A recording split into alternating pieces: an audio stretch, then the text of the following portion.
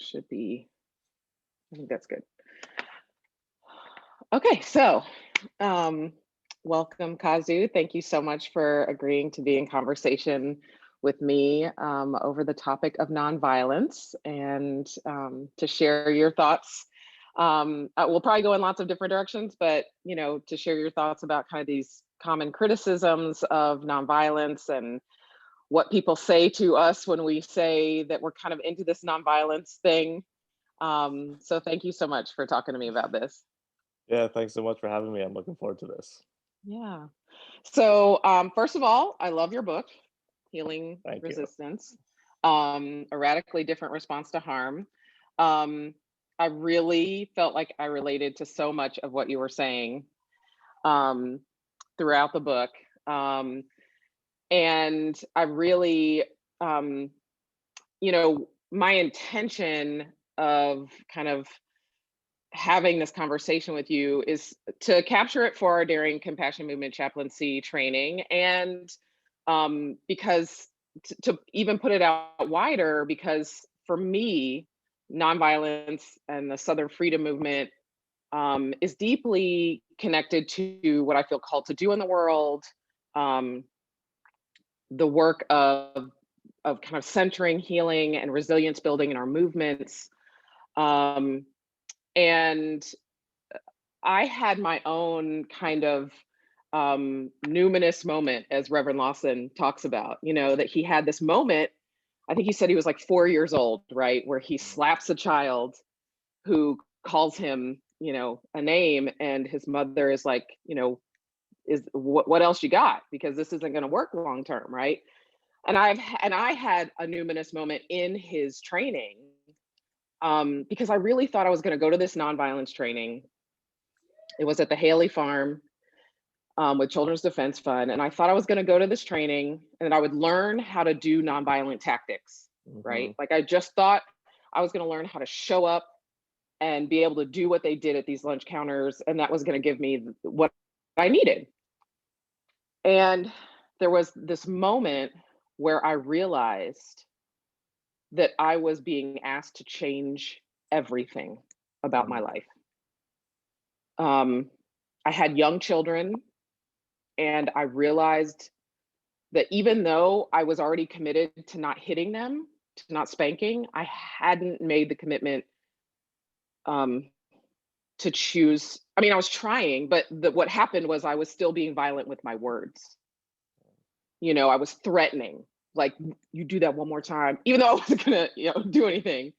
That I still had so much violence in my thoughts towards myself, the way I was so unkind to myself. And I just thought, I don't know if I can do this. I actually went home from the first day and was like, I have to think about this because I don't know that I can commit myself to a lifelong pursuit of nonviolence. And so when I came back to the training the next day, I made a commitment. I didn't make it out loud. Nobody forced me to put up my hand and say, I commit to a life of nonviolence. But I realized that if I was going to be serious about this stuff, that it was a change in the way I did everything. Yeah. And, I know not everybody in that room had that same experience. I think that, we all have different relationships with this idea when we hear about it. But I feel like in reading you and, listening to you speak, that you have had kind of that similar experience. And so, I've had a few of those in my life that have called me to a new thing where I feel like I have to make, it's a decision point. That's how Reverend Lawson talks about it, this is a, yes, it's a point where you have this experience where you feel like the voices are talking to you, but it's also where you have to make a decision. And I had to make a decision about nonviolence as a philosophy and a way of life. And I think when I talk about movement chaplaincy and bringing care to our movements, that we have to make a decision to bring care and not harm. there's a decision point there. That there's a decision to pursue that something inside of you that's going to hold you when you don't know, where you have nowhere else to get strength from. You have to figure out where you're going to be, pulling that from. And so that's, to me, why nonviolence is the basis of movement chaplaincy and of like kind of centering care in our movements, and in the kind of movements that I want to be a part of. Yeah. So that's kind of my connection to it and why this is so deeply important to me, and what I'm trying to get across. And I'm not sure that I'm quite communicating that well yet, because of some of the responses I get to nonviolence. I'm like, am I communicating this well yet? But I would love for you to introduce yourself a little bit and talk about, how that relationship with nonviolence has evolved for you. Yeah, no, thank you so much for sharing all that. It was really nice to hear just kind of the context of where you came from. And yeah, for me, I mean, I think I was similar. I first heard about the word nonviolence when I was much younger and didn't have any sense of what it actually meant. And I was even facilitating nonviolence trainings when I was about 19 years old. I think I started facilitating. And we would do these like 2 to 3 hour workshops in preparation for sending people into mass actions.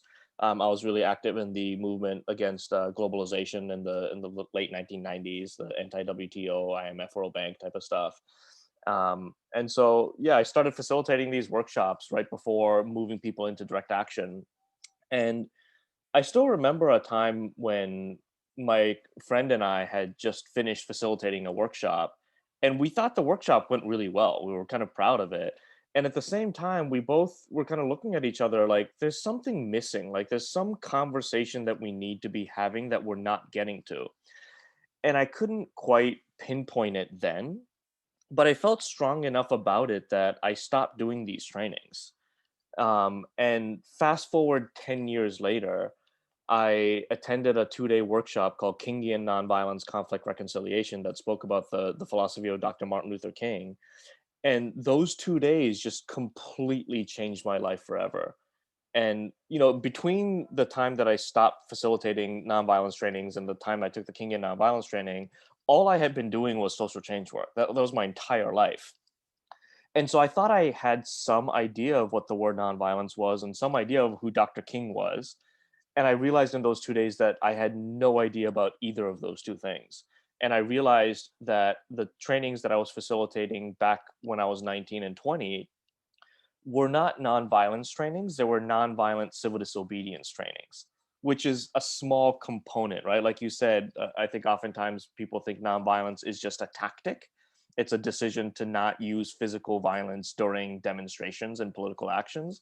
But I oftentimes say if that's our understanding of nonviolence, then you could argue that when the Ku Klux Klan holds marches, their marches are nonviolent because in that moment, they're not actually using physical violence.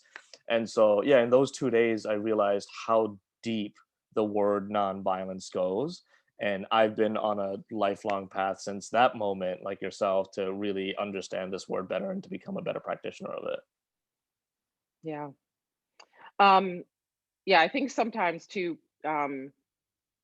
there's a rejection of the philosophy of nonviolence because people think you have to be perfect at it.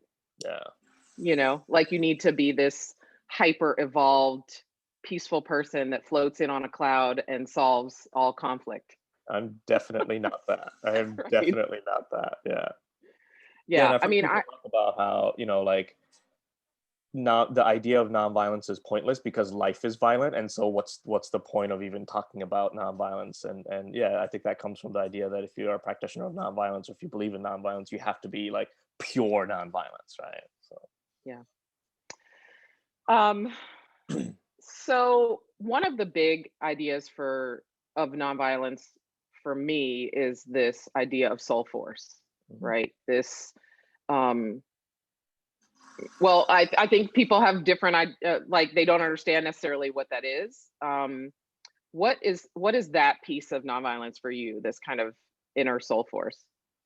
Yeah, so soul force, I think the term is oftentimes rooted in the word that Gandhi came up with called satyagraha. Satyagraha, at the time that Gandhi was around, people called the work that he was doing passive resistance. And he hated that term because he was like, there is nothing passive about resistance. Like, we have to find a different way to call the work that we're doing. And so he, I guess, threw out a contest to his community and said, someone come up with a better term. And they came up with the word satyagraha, which translates to soul force or love force or truth force. And one of the ways that I kind of interpret that for myself is it's similar to the word dharma, which these days sometimes people use the word dharma to refer specifically to the teachings of the historical Buddha. But historically, the word dharma just meant the inalterable universal laws of the universe. And to me, that sort of like truth force, the force of truth, so much of what is at the core of nonviolence is this deep, unwavering belief in interdependence and in belonging, in universal belonging, that all human beings belong, that all human beings are interdependent with each other. Dr. King had that famous quote where he says that we're all caught in an inescapable network of mutuality tied by a single garment of destiny, that what affects one person directly affects all people indirectly. So in a very real way, it's this belief that my liberation is truly bound, not just with the liberation of the people that I like and the people that I agree with, but the liberation of all people and of all life. And to me, that is a universal truth in the same way that gravity is a universal truth. Like, some people may not believe in gravity. There are people who believe the earth is flat and gravity doesn't exist. I've seen YouTube videos about Yes. this. But it doesn't matter because they're still governed by the same laws of gravity that we all are, because it's a universal truth. And I believe that interdependence and universal belonging is a universal truth that nonviolence speaks to. And so to me, when Gandhi talked about nonviolence as the force of truth or the force of love, which were interchangeable in that language, that's a little bit of what he was touching on, is like, what are the universal laws of nature that govern our relationship to each other, to harm, to healing, to trauma, to violence. Yeah. Yeah. And I think too, in the evolution of our understanding of nonviolence, or maybe what happens when history passes, right? And things get captured in textbooks, and we have our half a unit on the civil rights movement in high school. Yeah. We get the word nonviolence, and we get, I know you talk about the hyphenated nonviolence Mhm. versus the word nonviolence, but either way, we end up with some people sat down at a lunch counter and people put spaghetti on their heads, and that was a nonviolent movement. Yeah. And so I think too, people get stuck on the word, Yeah. you Totally. know. And I don't remember if it was from the podcast that you were on recently with Prentice or something else, about Diane Nash being like, guys, we got to change the word. Yeah. Like, Yeah. and how she had, which is a whole nother story about how women were treated in the Southern Freedom Movement. Yeah. But that's for another day. But like, do you think we need a different word? Do you think people are just so hung up on this idea of like, if I commit to nonviolence, I'm just going to get punched in the face, and I want to punch the Nazi in the face? It's so funny that you asked that. One of my best friends and colleagues, Chris Moore-Bachman, he and I for years had that exact conversation. And we actually, at some point, we were at a place of saying, you know what, we need to find a different word. That the word nonviolence, specifically when working with a lot of the communities that we work with and marginalized communities, and the word nonviolence has almost become toxic. And it Yeah. feels like it's oftentimes like a conversation stopper, that the Yeah. moment we use that word, it actually shuts down dialogue with a lot of different people. And so for years, we were looking for a different word. And at some point, the word fierce vulnerability kind of entered our lexicon, and we grappled with like, what does fierce vulnerability mean? And should we just start calling everything we're doing that?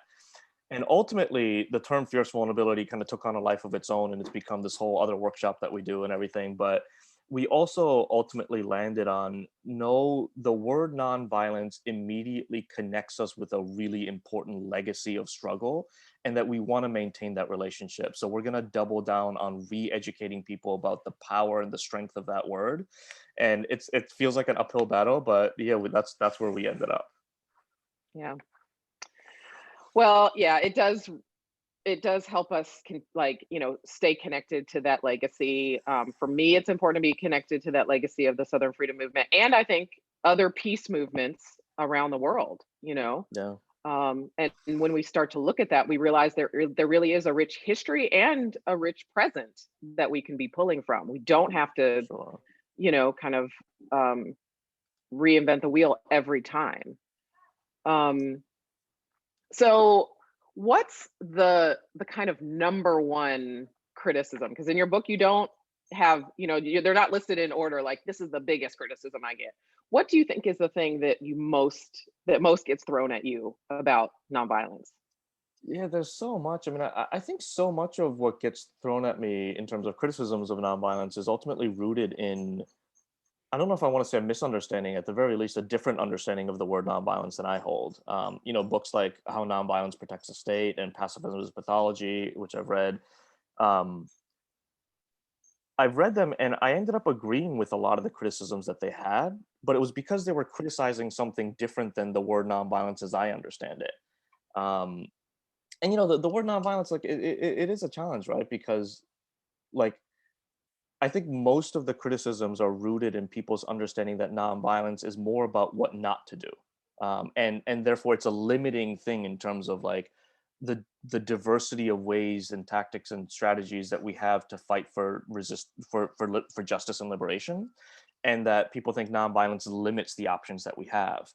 Um, the word nonviolence is rooted in the Sanskrit word ahimsa, himsa meaning harm or violence, and which is a negation of the word.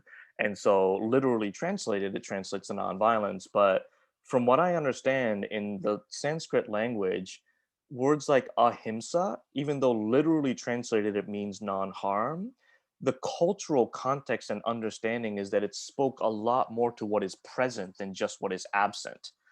Um, and so, if our understanding of nonviolence is limited to like what not to do and what you can't do, then it does make sense that people would be very critical of it. But I think like one of the most common criticisms is that um, nonviolence, it assumes that everyone has morals, and person A, B, or C, like they're a foregone thing. Like there's no way that this person has any sense of morals, so it's not effective. Um, and like I think nonviolence doesn't require us to transform every single person in the world. Oftentimes, and this is more in like civil resistance strategy. We talk about how we actually spend too much energy focusing on like trying to get to the most evil person in the world and how do we take that person down, when the power of nonviolence comes by transforming the masses, which are a Mhm. lot easier to transform than the most evil person.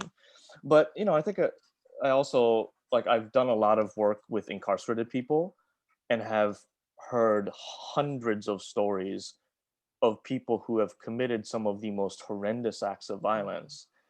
And it's been such a privilege being able to meet a lot of these people, because I've really come to understand that if you pause long enough to hear somebody's story, like really hear their story, then everything they do begins to make sense. And it doesn't justify or Yeah. condone the things that they do, but it begins to make sense. So there is a part of it that's like, yeah, nonviolence is actually about having faith in the core goodness and the morality of people, and that forces of violence sometimes like put so many layers on top of that that people themselves may even forget it. But I do feel like nonviolence at its core is about having faith in people's ability to heal and to be transformed. And that's a hard one, right? Because we it's much easier to say these people are bad people, Yeah. right? Yeah. Um, I think, people, we're at a particular time where people are very tired and they're like, white people have had hundreds of years to get this right. Yeah. And they're just like, they're just bad. And I think that there's a lot, and I think that even goes back to people are carrying a lot of anger and fear, um, like I joke that I have a low simmering anger all the time. I'm Mhm. just like, Yeah, it's always there. Whether or not I'm accessing it, that's a whole like the nother story. Hulk. Right. It's just always underneath, you know? And so I deeply resonate with that anger, with that fear, with this like actually it can feel really good to hurt someone else, Oh yeah. you know, to like give them what they've got coming. Like that Hmm. can feel good. Um and I think sometimes people think nonviolence is asking people not to feel those feelings, 100%. you know, or to act in a particular way. Like then someone's going to try and dictate how you act about those feelings, and that people were, you know, um, there's that shirt, you know, I am my ancestors' wildest dreams, Mm, and now I've seen a shirt that says my ancestors threw hands. mm, You know, so there's this like, oh no, I'm not part of this docile, you know, my ancestors weren't slaves that just took it. Mine were leading the rebellion, you know, yeah, and just like a very you know, a need to be tough, to be angry, to have the to not be told what they can and can't do. Um, so I feel like sometimes that's the resistance is this yeah, like, you know, I should be able to be angry and to be violent if that's what it's totally, called for, you know? totally. Um, and you know, I mean, so what are your thoughts on kind of that, you know, some groups are angry, some people are, you know, are pissed and should be and Hmm. want to act on that and burn shit down, you know? There's so much to say on all of that.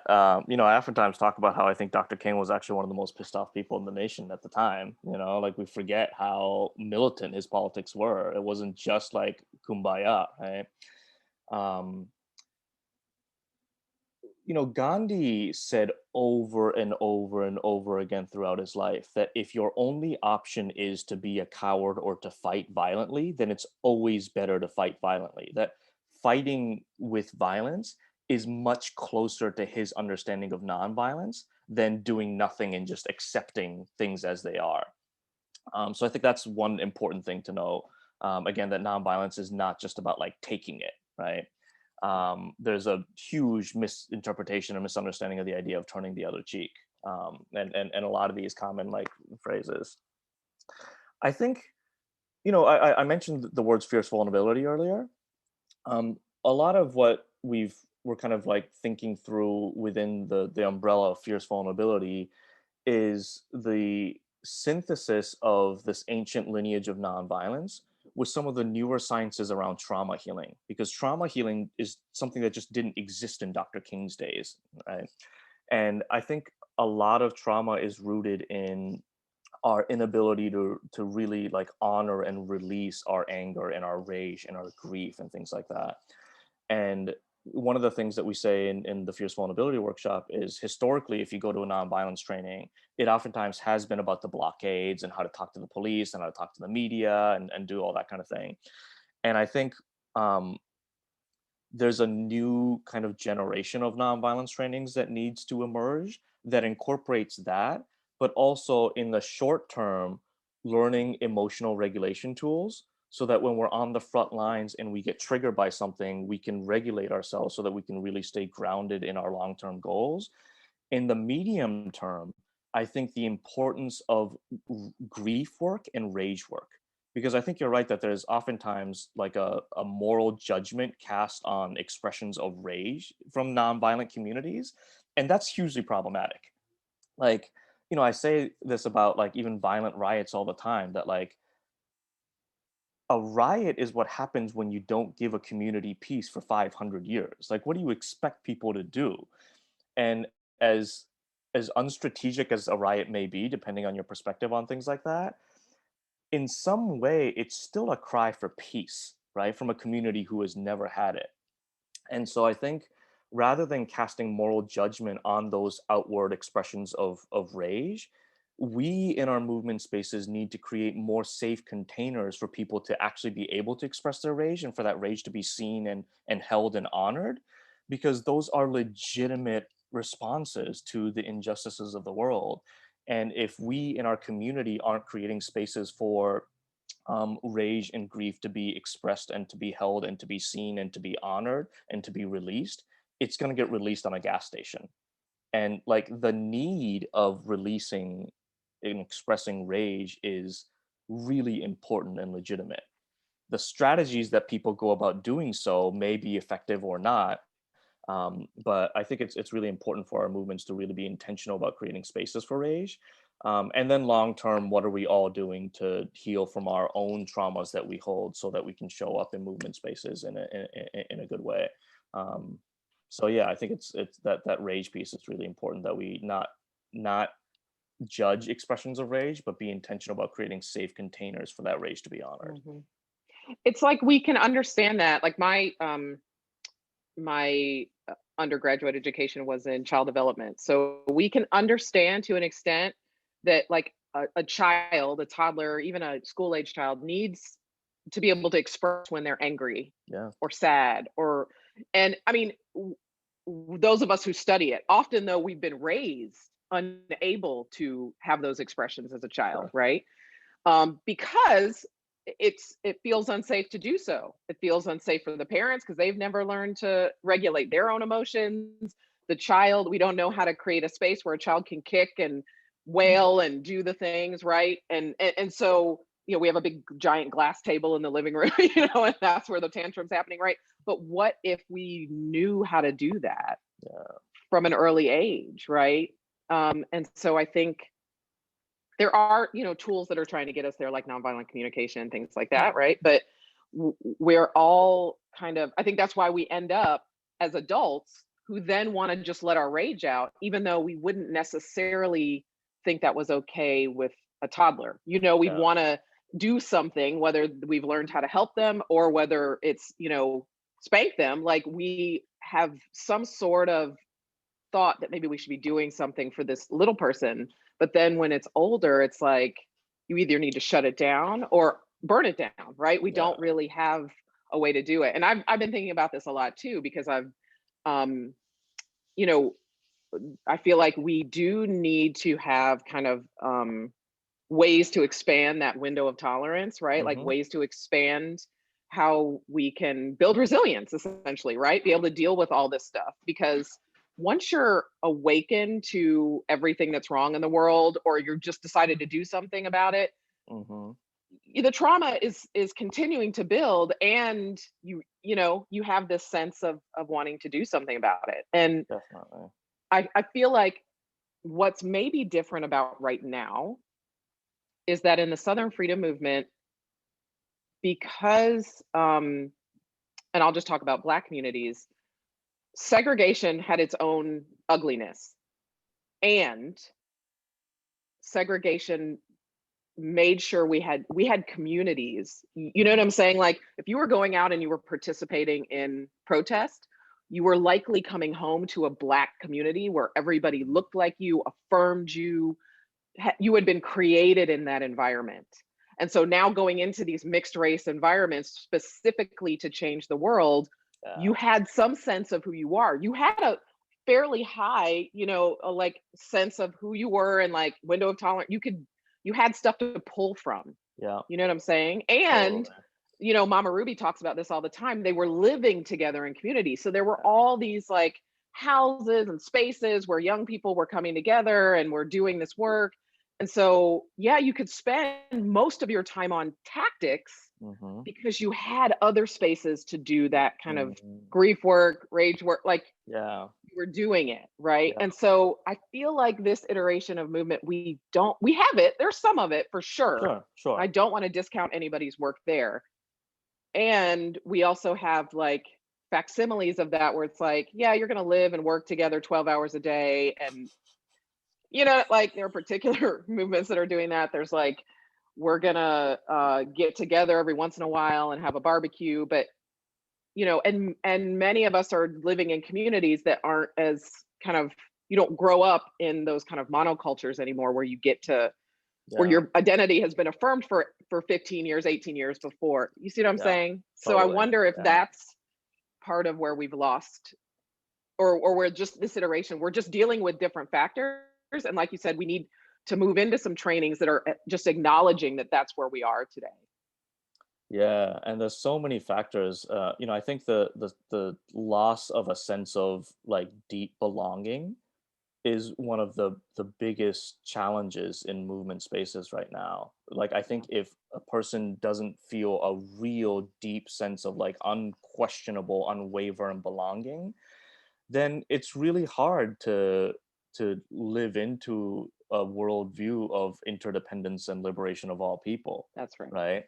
And so, I think like movement chaplaincy work and things like that Yeah. that can give people a deep sense of belonging, that no matter what I do, there will be a space for me, there will be community for me, I will be seen, I will be held, I think is one of the biggest gifts that we can offer the movement right now.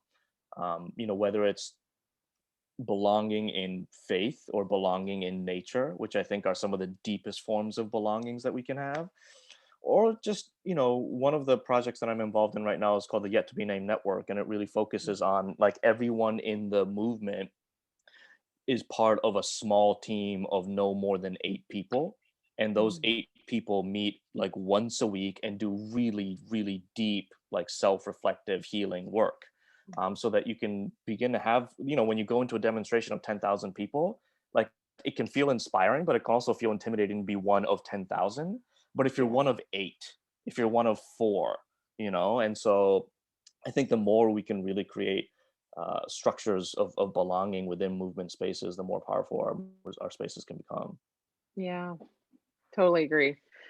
All right. So this is one that I come up against a lot, and it both kind of entertains me, and I'm like, I see it every time. It's cute. Um, and it's particularly with white folks, but I see it in sometimes in others. But this, like, I can't tell, like, they're very conscious of their whiteness, or they're Sure. very like, I don't know how I should feel about nonviolence. Like, I respect Dr. King, but also, who am I to do this? And if I'm at a protest and I'm acting as a movement chaplain, or I'm serving a community and somebody throws a brick, am I supposed to not accompany them because they threw a brick? Or am I required to say something? And there's just this thing of like, oh, I'm now being asked to judge other people. Yeah. Am I Do I need to somehow like enforce the nonviolence, at the protest? And it's so interesting to me that people go there, because I'm like, who who made nonviolent people, like, people who follow nonviolence, the like police of protests? Right. Like, that's not our job. Yeah. So what do you think about that kind of response of like, does this then make me the person who has to make sure everyone is, nobody's throwing anything at a protest? Yeah, I think that's generally a bad look. Like, I mean, I think like obviously if there's like agreements made in a demonstration around certain things, then the organizers of that demonstration should have thought through some strategies of how we move forward united in a common set of strategies. I think unity around strategies is important. But when there isn't that agreement, I think like it goes so much to relationship. Like if you don't have a relationship with that person, it's tough to start evaluating or judging the things that they're doing and to Yeah. tell them to do something differently. So I think that's why it's so important, that whole thing about like building movements at the speed of trust and at the speed of relationship. We live in this like hyper capitalist culture where everything, and there's also this like real deep sense of urgency that we're all feeling just given the situation in the world today, that we feel like we have to move so fast. But there's a beautiful saying that I love that says, slow is smooth and smooth is fast, and that there's something about moving slow enough so that we can build relationships, so that when someone in our community does step out of line, that there's enough of a relationship to be like, hey, is this what you want to be doing right now, or to just to be with them. But without that relationship, all of those things that you ask become so complicated and so Hmm. difficult. um, And so I think a lot of what we need to learn to do in the urgency of today and the urgency of now that Dr. King talked about is like, look, like the urgency of slowing down, that there's a way to respond Yeah. to these urgent times without being in panic while still honoring relationship, while making sure that we're all in the same, have the same understanding about the values of a movement, and staying united around them, whatever that might be. But when we rush to action, it, like, all of those things just become so much more complicated. Yeah, but what about privilege, right? What about, Mm. whatever kind of privilege it is showing up when we start talking about nonviolence? How do we deal with that? Yeah, I mean, it's one of the beautiful gifts of these times, right? Is like there's so much more awareness, like words like white fragility and white supremacy, and all of these things are now in like the mainstream lexicon. Um, and there's both a gift and a curse in that. I think in some ways these kinds of conversations need to be mainstream, but whenever something really complex like undoing racism, undoing patriarchy becomes mainstream, it gets really watered down. And so the ways that people kind of express their wokeness is not Yeah. oftentimes skillful. And so yeah, I think for each person to do work to really understand, like, okay, if a person is throwing bricks, what is coming up for you? Like, Mm, what's happening inside of you that makes you feel like you need to go stop that person? And maybe check in with yourself before you check in with the other person. And again, I love the Viktor Frankl quote. Um, Between stimulus and response, there's a space, and in that space lies our freedom to choose. So yeah. there's a stimulus of a young black man throwing a brick through a window, and then there's this brief moment before you react and say, that's wrong, I need to go stop that person.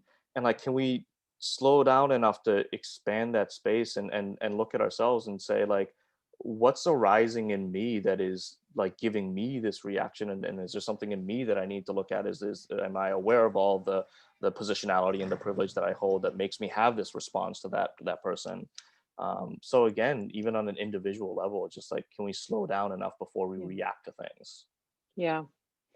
Because for me, I think particularly the role of a movement chaplain, first of all, it's not a permanent role. You don't Mm, ever have to do it. So if you're coming to, an organization or a particular, action, and that's the role that you're serving, you know, it really at least is do no harm. Like hmm. you're going to be kind of a non-anxious presence. And, Yeah. it's much like the doula role, and particularly how the doula role originally was, with just a person in the room offering to be a witness and a support. Hmm. And so if other people are throwing water bottles or bricks, as a movement chaplain, you're just probably not throwing water bottles or Right. bricks. I'm not saying you don't have to stop anybody, but you are observing, right? And if the move is to try and de-escalate, to talk people to a different space because maybe the organizer said we're not going to do that, then that's the space, right? Or Yeah. if it's I need to figure out how are we gonna, now we're gonna get kettled. Okay, now how do I help people move quickly and safe? Like there are so many things you can do, but if the only thing is to then pick up a brick and keep going, that may not be the move. There might be an instance where that's the move. Yeah. There's so much that's dynamic in movement. Totally. And so I just, but I think that there are some of us that are kind of keepers of particular spaces, Hmm. and that there's always been that movement. I also take a lot from the Hardings, and right, and Hmm. specifically Rosemary Freeney Harding and the Mennonite House, and they created a space where people could go for Hmm. renewal, and that space was held in that particular way. It Right. wasn't really, they didn't do a bunch of things. They did one thing really well. And then after the Mennonite House continued to do that thing really well, of kind of a place, events where people could come, could tell stories, could cry, could get a good meal. It was very particular, Hmm. and so I think, having those movement roles, emerge so that we can have that, and for everyone to have that sensibility of like, okay, what is happening in this moment, and where's going to be the best place I can be. And with a nonviolence orientation, your orientation is always to act upon the situation or the people in order to produce more goodness, to produce more love, to produce more um, justice for everyone possible. You know what I'm saying? It's like, how do we Yeah, get to that? Even if right now we're gonna have a bump in the road, what I'm trying to get to right. is The something North Star. else. Right. And so it Yeah, just becomes a way of like, making a decision that like violence can only get us so far. right. Definitely. Which kind of leads me into another question, right? People often will say to me, well, if somebody came into your house with a gun, Hmm. wouldn't you want to shoot them? Wouldn't you want to be able to take them out and protect your children and protect yourself? Hmm. Wouldn't you want to live? Yeah, And people will argue me down. Like yeah, they will just be like, you would do it. And I'm like, I would do everything possible not to kill another human being. That's my yeah, commitment. yeah, I'm not like, I personally would do everything possible. And yeah. I've heard those stories. I know it can be done, and I could die. You're Right. right. And there are also plenty of statistics to let us know what can happen if you have a gun in your home. Like, That's right. I Yeah, can die because I have a gun in my home. You know, my children could die because they know I have a gun in my home. yeah, And they should know if I have a gun yeah. in my home. And I'm not saying everyone needs to not have a gun in there. I'm just saying there are risks on both sides. So Hmm. what do you say when somebody's like, but you would do what you had to do Hmm. if you or your family were threatened. And sometimes you just gotta you gotta defend yourself, protect yourself. Violence is just the answer. Yeah, I love that question. It's a really complex and nuanced one. I should first say that I'm a lifelong fan of martial arts.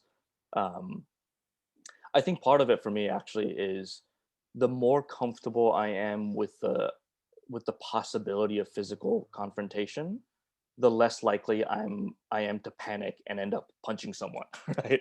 And so Mm, I think part of it is like the better I am at fighting, the less likely I am to actually fight.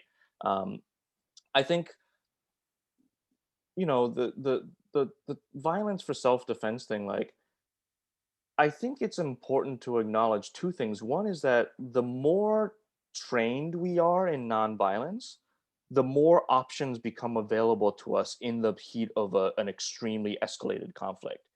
That there are plenty of stories of people talking to an armed intruder or to a shooter and being able to talk them down, that is totally effective, and that requires more creativity and perhaps more preparation, but it feels like there's just as many stories of that happening as there are of people using violence to stop somebody. And also to acknowledge, like you said, like if I picked up a gun to try to protect my family, it might make it more likely for that person to start shooting too, right? So there's no guarantee in that situation. yeah. I feel like sometimes nonviolence is put up in this impossible double standard, and they say that, like, well, if an armed intruder comes into your home and you use nonviolence, you're going to get killed, as if you had a gun and pointed it at that person, that guarantees you your safety, which it doesn't, Yeah. right?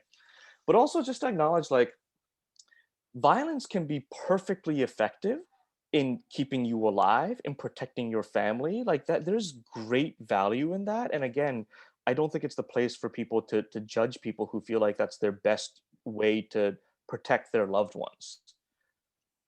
I think one thing, and you hinted at this earlier, that violence can never do is to strengthen relationships and to heal relationships. And so on the path to beloved community, there may be times when people feel like violence is the only way that they can survive, right? Because if you don't survive, there is no possibility for reconciliation. Yeah. So even if there are moments where you have to use violence to survive, what's on the other side of that? Like, how do you heal? How do you reconcile? And to me, that's the question that nonviolence allows us to grapple with, is like, even if you get to a place where harm has to happen, and you're safe in that immediate moment, there's still harm in the world. There's still division. What are we going to do about that? There's someone once said that nonviolence is a way to resolve conflict without sowing the seeds for future conflict, right? And oftentimes, there's another beautiful one of our incarcerated trainers from Soledad Prison out here in California once said that resolving an issue, resolving a conflict is about fixing issues, and reconciling a conflict is about repairing relationships. And if an armed intruder comes in and you shoot that person, you fix the issue. You're no longer a threat, but there's nothing's happened in the relationship. And so nonviolence is a worldview that allows us to figure out how to fix the issue, like what's the new piece of legislation that we need to pass, and how do we repair relationships between the communities that are at odds, the people that are at odds, so that we're lessening the likelihood of another conflict emerging somewhere over here because the relationship hasn't been reconciled. Yeah. Well, I think where I wanted to go next was about, like, we talk about, excuse me, all these criticisms, but we have a lot of like historical documentation and now data, right? People that are studying movements and Yeah, what happens.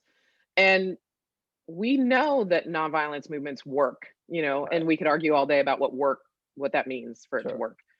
But I mean, the case can definitely be made.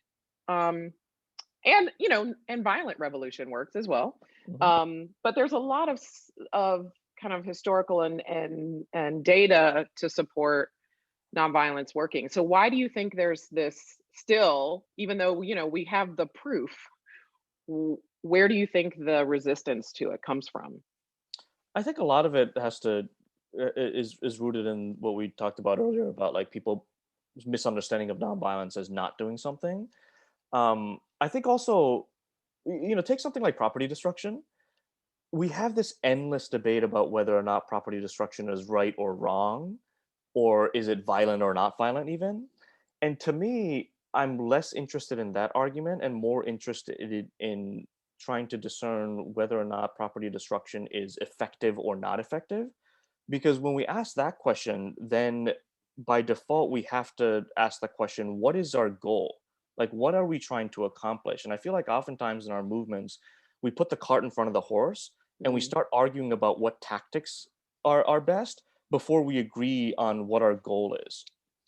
So if our goal is simply to overpower somebody and get what we want, then violence may be an easier way to doing that. But to me, with non understanding that our goal is healing and reconciliation, our goal is beloved community, our goal is the liberation of all people. And if that is our goal, then we have to commit to nonviolence at some point. Like there's that beautiful Aboriginal saying from Australia that, if you've come here to save me, you're wasting your time. But if you've come here because your liberation is bound with mine, then we can walk together. And it's one of those things that's like popular in a lot of activist spaces. But like, do we really believe that? Like, do we really mhm. believe, I was saying earlier, like, do we only believe that our liberation is bound with the people that we already agree with, but somehow not with the people on the other side? And to me, yeah, this idea that our liberation is bound with the liberation of all people is one of those universal laws of nature. There's nothing we can do to change the reality that my liberation, like I will never be fully liberated until all people are.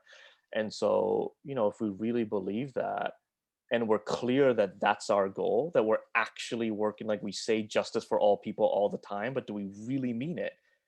And I think a lot of it has to do with like, have we sat down and really thought about what our long-term goal is? Because if we really articulated that justice for all people is our goal, then I think we can start talking about what are the effective strategies to get us there.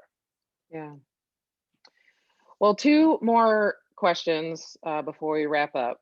Um, the first one is, you talk a lot about training, Mm, how we can't just show up and be nonviolent, that we have to be trained for that moment when we are in that decision point.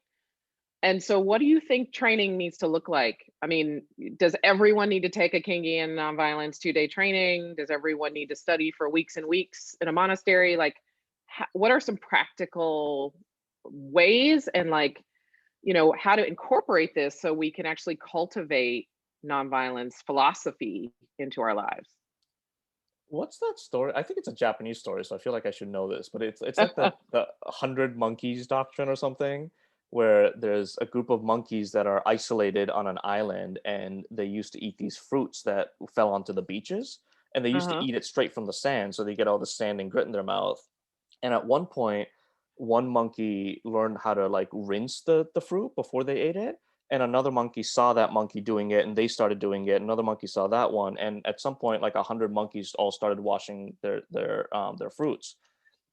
And when about 100 monkeys started doing this, monkeys on a completely different island that have no way of watching what those monkeys are doing all started washing their fruits also. And I say that because I had a conversation with one of my mentors, Dr. Bernard Lafayette, a while ago about like, hey, how many people did you actually train in nonviolence during the Southern Freedom Movement? And he was saying, like oftentimes before we go into mass demonstrations, we'd have like a mass meeting in a church where people would get like an hour-long download or whatever, but then people would just come off the streets too. And he said the most important thing is for your leadership to be deeply, deeply rooted in nonviolence. That if you're trying to build a nonviolent movement, it is critical that the leadership of the movement is deeply grounded in it, and that will kind of spread from there. And I'm also reminded of a story in the Indian independence movement when Gandhi launched the Salt March. He launched it with 78 people. It was just 78 people who started the Salt March that ended up bringing millions of people out into the streets. But those 78 people lived in an ashram and practiced together for 15 years before they embarked on the Salt March, right? Wow. So it's not always about how do we train a million people before they go out into the streets, but how do we make sure that the leadership is deeply grounded and to have faith that their grounding will just kind of like spread throughout the movement. So I think it's a little bit of both. Obviously, the more people we can get trained, the better.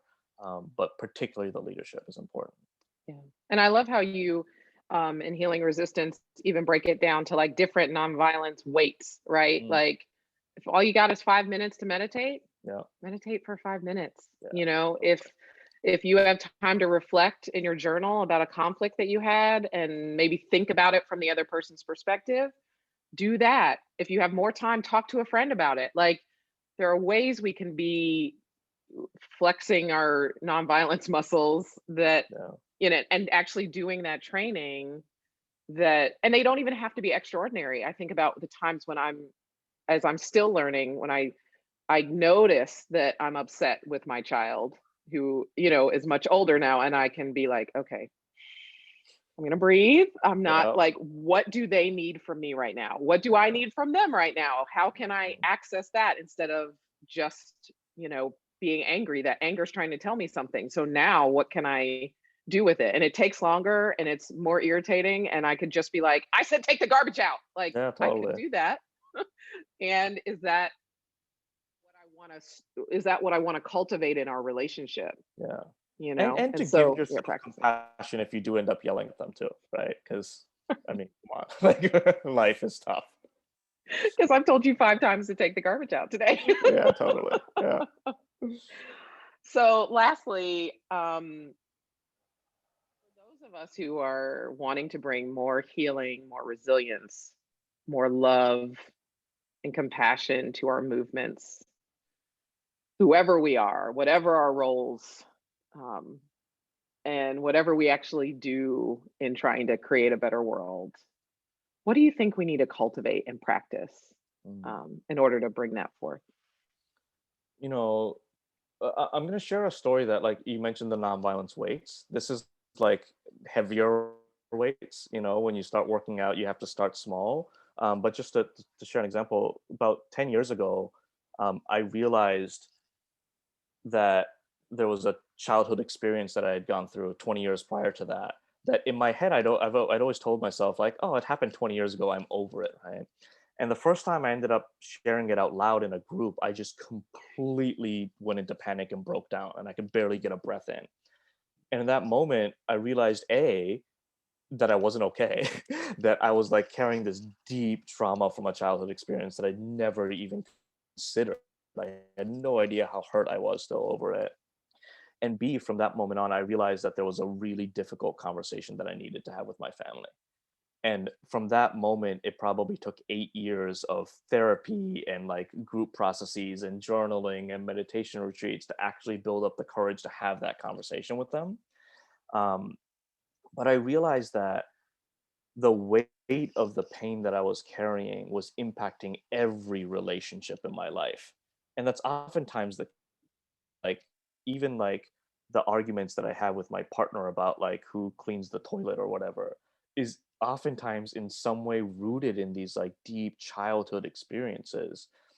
And if we are not working to unburden ourselves from the pain that we carry from those experiences, we're going to unburden them onto our current relationships and our friends and our family and our movement colleagues. And so I think it's scary, I've always said like it's easier to practice nonviolence almost with someone like Donald Trump than it is with my family at times, but like that's where our deepest pain is rooted, and that's where the violence that we hold in our hearts is rooted. And the most important thing we can do is to do our own work and to not always assume that the violence that needs to end is out there, but to really be self-reflective and acknowledge the violence that we carry in our own hearts that we do to ourselves. And to start there, it's scary Mhm. work, and it can start really slow as you need it to. But to really be on that path, I think, is so important, especially if you're in a position of movement chaplaincy, and guiding other people through that process. It's important for us to be doing our own work. Yeah. Well, thank you so much, Thank Kazu, you. for being with me and being in conversation. If people want to get in touch with you, what's like the best way for people to be in touch? Yeah, eastpointpeace.org is probably the best way. It's where I do most of my work, and people can find my contact info pretty easily there and reach out to me. Great.